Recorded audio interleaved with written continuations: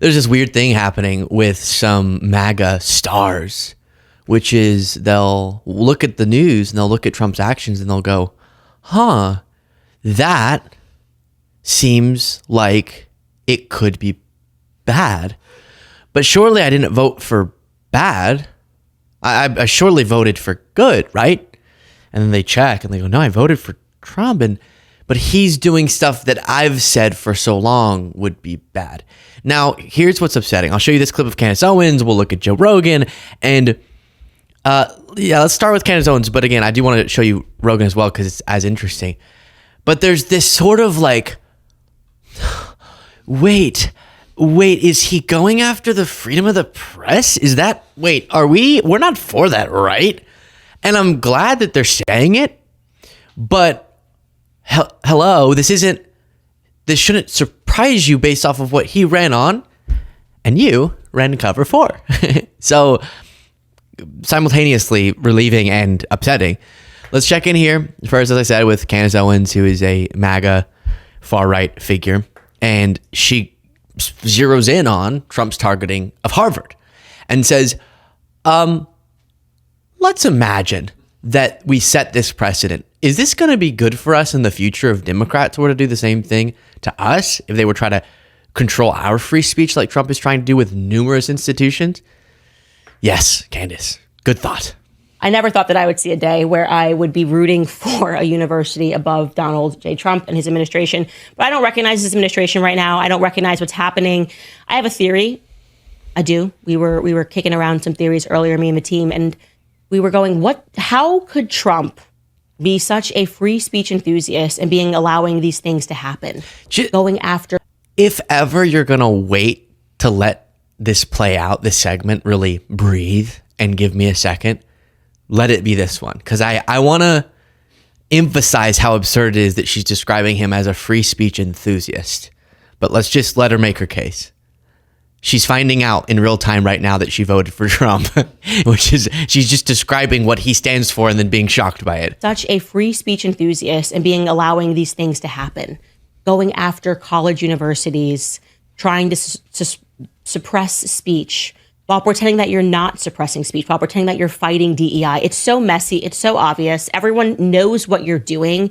People who are still trying to grift, I suppose, are not willing to challenge you on this, which is ridiculous, because when you are out of office, we are going to have to live with these consequences. Our children are going to have to grow up in this America, okay? So when you threaten our speech, it's not worth it so that we can have pom-poms and go hurrah for a couple of years, then go, okay, well, yeah, now it kind of stinks because, we're getting arrested for wrongthink. We got David Friedman. Yeah, arrest him. Arrest Tucker Carlson and Candace Owens. Get them. I love it. And if you think it's going to stop with college campuses, you're out of your mind. So you better buck up and root for Harvard University in this fight.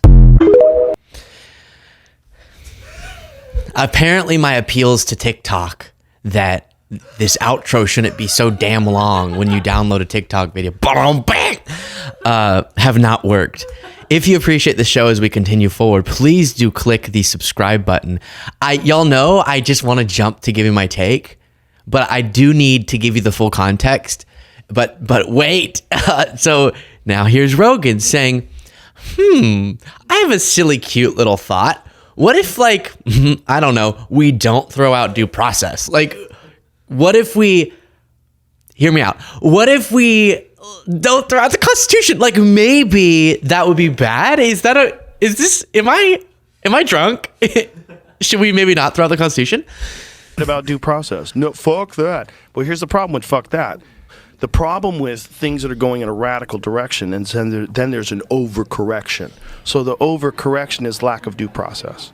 The overcorrection is round them all up, ship them to jail.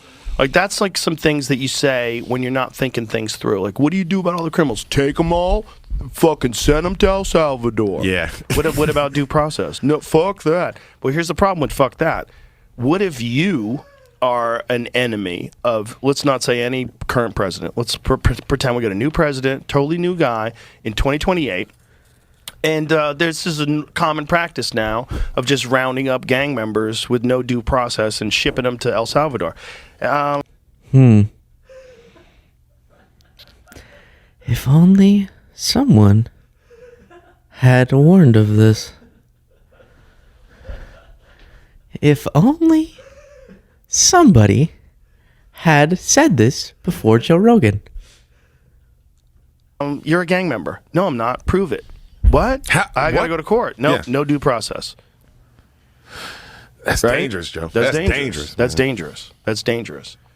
And we got to be careful that we don't become monsters while we're fighting monsters. I think due process exists for a reason, and the reason is it is. Sorry. I'm just laughing so I don't cry. This is the reason y'all know I'm all about positive reinforcement. So kudos. But I love, we have due process for a reason. Yeah. I know I seem a little bit sassy right now. I'm not meaning to be sassy as I'm talking about this, but occasionally I get a little sassy when it comes to the Constitution. But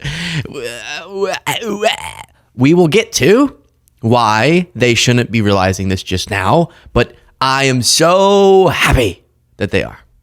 Careful that we don't become monsters while we're fighting monsters. I think due process exists for a reason, and the reason is it is horrific for someone to be accused of something they didn't do, be imprisoned for crimes they didn't commit, and then live in a cell, live in a cage with a bunch of People who did commit shit. Here it is, Benjamin Franklin. It's better 100 guilty persons should escape than one innocent person should suffer. That is wisdom. Yeah. That has survived hundreds of years. It's incredibly accurate, and it is the foundation of freedom. Like, we have to make sure that these people are actually guilty, otherwise we become monsters. You can't, like, what is that? When you fight monsters, be careful that you don't become one. Become one. Yeah. Yeah. That's very important. It's very important. You know, you can't do that. You know, it's one of those things where to support one side of this, you have to deny some like basic human values. Either way, like to support just rounding people up and just assuming they're all gang members. I'm not saying they're doing that, but this is the worst case scenario, right? Yeah. They get a bunch of people in a room, they rope them all in, and one guy's just someone's cousin picking someone up to give them a ride home. That's possible. And now you're back on the. That exact one is not verbatim what happened, but essentially, yeah. No, this is not, you're not laying out that much of a hypothetical. This is the sort of circumstances that have happened.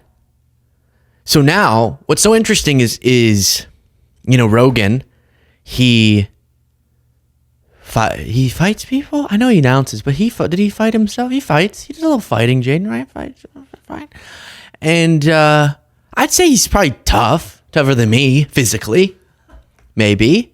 Tougher than you, maybe. Absolutely not. Maybe not, no. But a lot of that just goes away when it's a criticism of Trump, right? Like, they'll be vicious when it's criticism the other direction. But when it's a criticism of Trump, he has to keep it very hypothetical. We must not be... Can you say...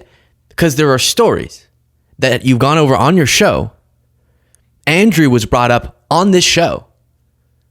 The makeup artist, who is still in the prison from all the evidence we've been able to gather, wrongfully, who had a legal, lawful asylum claim because of tattoo misidentification and other instances.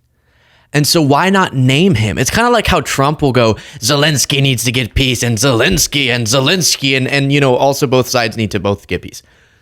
Why say the name Putin, the one who did all the invading, that guy, Putin, say the, and he won't name him in a negative context. Same thing here. They won't just say Trump is violating key tenets, as a conservative judge has elegantly explained. But when it's a criticism of Trump, it's sort of theoretical. We should not throw out due process. Well, we aren't throwing it out. Trump is. one innocent person with now you're right back. And what if with that dude is not doing anything wrong and he's got some stupid tattoos and they decide that this guy's a gang member, and now you're in a prison in El Salvador and you're not even from El Salvador. And now, And Andrew's on screen, I'll describe for our podcast listeners. you were just a hairdresser or you were a tattoo artist Family or whatever man, you are. yeah. You came over here and maybe you got a green card and maybe you don't. Maybe you were just given asylum, because a lot of people from Venezuela were given asylum in America. Yeah. And then you get shipped to El Salvador, where you're not even from El Salvador. So that the fact that exists scares the shit out of me. Yes. So again, good. But now name it a little bit more specifically. It's not theoretical, not hypothetical. Name it, please. What is causing that thought to come into your mind that maybe we shouldn't throw out? Due process. Now, let's address these both, because they both kind of have to do with two figures, very prominent MAGA figures, who both very much supported Trump in the election, without saying this, being shocked by what they voted for, but now they're saying this is not what I voted for. They wouldn't say I voted for an attack on free speech, or I voted for our constitutional rights to be thrown out and due process to be thrown out, right? They didn't believe they were voting for that or want to admit that that's what they're voting for. But that's exactly based on what Trump said and did on the campaign trail and what he's done since, what they have been supportive of. But they got too focused on drag queens in, Nevada to focus on these big picture issues.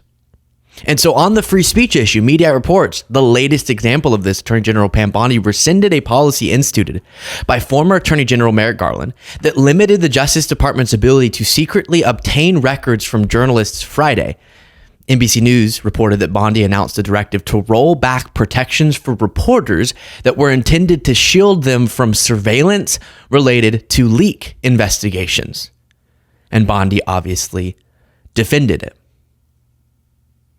Do you think there's any world, I'll speak like Rogan does, you could imagine in some crazy world, not this one, but you could imagine, hypothetically, that a president who has a history of targeting his political enemies may weaponize this policy change against journalists he doesn't like? You could imagine it.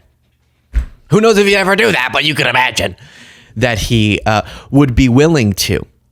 And so then staying on the free speech issue, Trump said on the campaign trail that the government should, how many times I screamed about this? I actually think we have, let's see here, maybe I could pull this up, an Instagram reel. Go follow us on Instagram, just search Luke Beasley, where I made this point to Piers Morgan. Today was saying, and this is just the beginning. We're going to go after all these different outlets and Seltzer for doing a poll that Trump didn't like. Trump says he wants to go after, and he specifically said the government should come down hard on MSNBC. That's exactly against what I know the two other MAGA folks on the panel say constantly about their principles, which is pro freedom of the press. But then Trump's constantly talking about the press in ways that prove that. I think, I think if.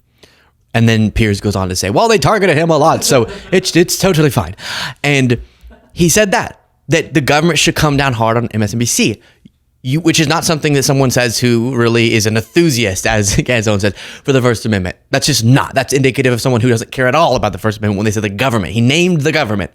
Then he also, in a private capacity, but with the power and the stature of the presidency, is bringing this lawsuit against Ann Seltzer. You heard me mention it there. Then, because CBS and 60 Minutes did coverage that he didn't like and handled the interview in a way that he didn't like, he is still trying to ruin 60 Minutes with a completely frivolous, bogus lawsuit that in any other setting would just fail, except he's trying to leverage them into a massive settlement where they pay him a bunch of money and admit wrongdoing and say, we won't do it again, Donald, so that then the merger can go through, that his FCC is holding hostage. Open, brazen attack on the First Amendment.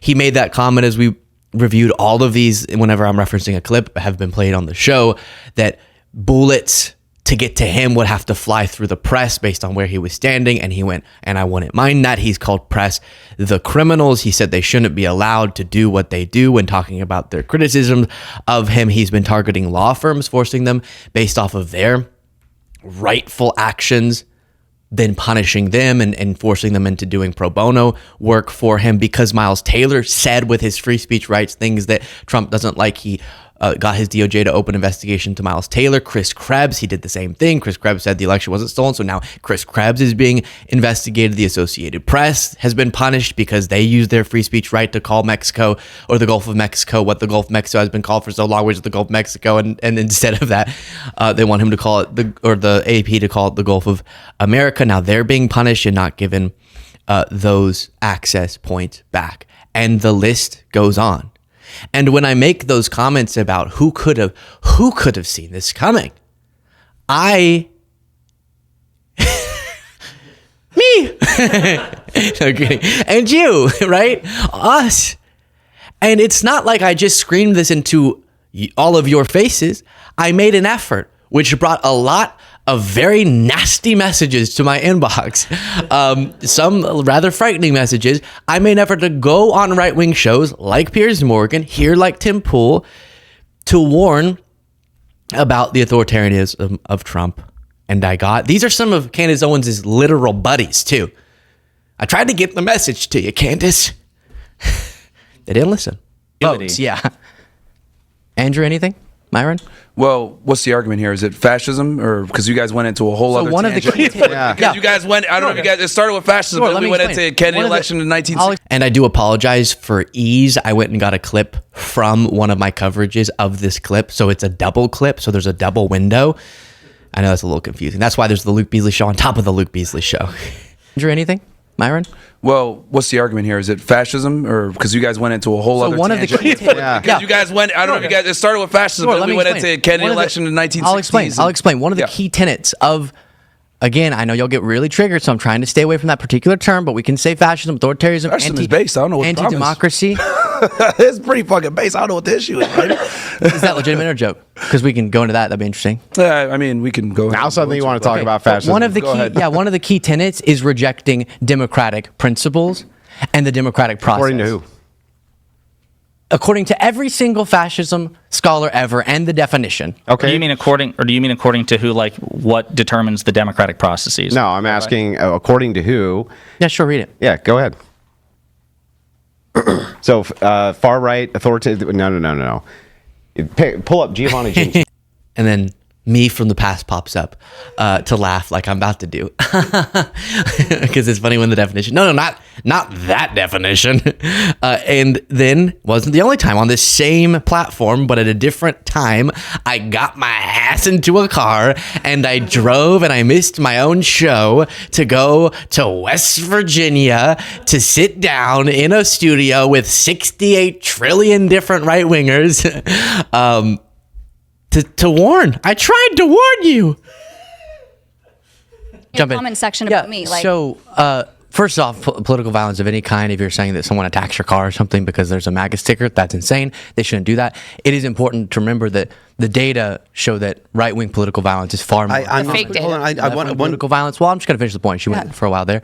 And then, you bring up January 6th. That's an instance of political violence. But what you need to understand about something I've explained to Isabel before is that to understand our political analysis of two different relevant, prominent leaders, you have to at least limit it for some logical discussions to the leaders we're talking about, not vibes and abstract perceptions of an entire side. Because on any side, people will do crazy stuff. Abstract but in the case perceptions, of, like look at the BLM riots for months. Like that's it's largely left-wing activists. How come it's that and base? Democrats believed that if you committed crimes, you should be held accountable for them. That's not true. They were bailing them out. Kamala That's not true. herself. That's not true.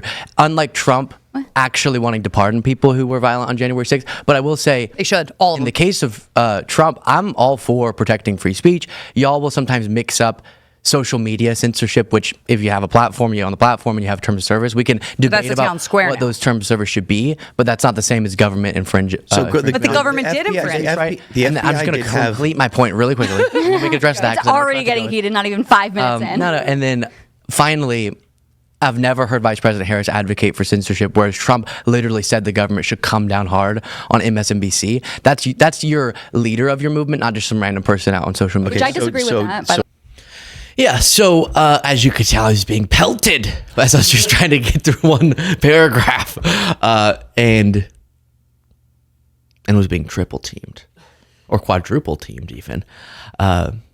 Nasty. But no, and this isn't a told you so situation. That's not what I'm doing. My point is to say, can we stop? This is the thesis, okay? Can we stop? Wow, we've been going for almost 20 minutes. Time flies when you're having fun. Can you stop apologizing for, rewriting, and translating what Trump says to fit what you wish he were saying and what you wish he were doing, and instead just actually take at face value what he does and says? Because there are people like the ones I was sitting in the room with, like Candace Owens, like Joe Rogan, who did a lot of the left's going so crazy when they say threat. Surely in 2024 and now 2025, there couldn't be a genuine existential threat to the First Amendment or democracy. That must be hyperbolic. Oh, Luke, you must be a soy boy, cock lip. To quote somebody. And if they had just... You don't have to listen to me. I'm not saying trust me or trust this person or that person. I'm saying trust the words coming out of Trump's mouth as being what he actually means, because he told us everything we needed to know about how little he cared about the First Amendment, how little he cared about political violence, which is a key implementation agent for authoritarianism, and how little he cares about the democratic process with his rejection of the 2020 election results. And all of that was laid bare for us to see. But instead, many of the people that I talked to face to face or talked to on TV shows or themselves were just out making the case for Trump. Those people were putting on translation glasses and seeing the world as something that it wasn't, or lying or being dishonest because it worked well for them. And so many people who maybe didn't need to go the way they did got misled by the Rogans of the world and were told that a clip of Kamala Harris saying something about trans prisoners in 2019 that then she corrected or clarified, that was more relevant than maintaining our entire system of rights. And so in a sense, you should be ashamed of yourself, but your mea culpa can be acknowledging the facts as they are now and standing on principle. Please, I beg you. Share your thoughts in the comments if, for some reason, after the many, many segments that we do every day, you think, I just need more. We do more. It's crazy. I don't know why. It's weird. And you can get more by clicking the join button below.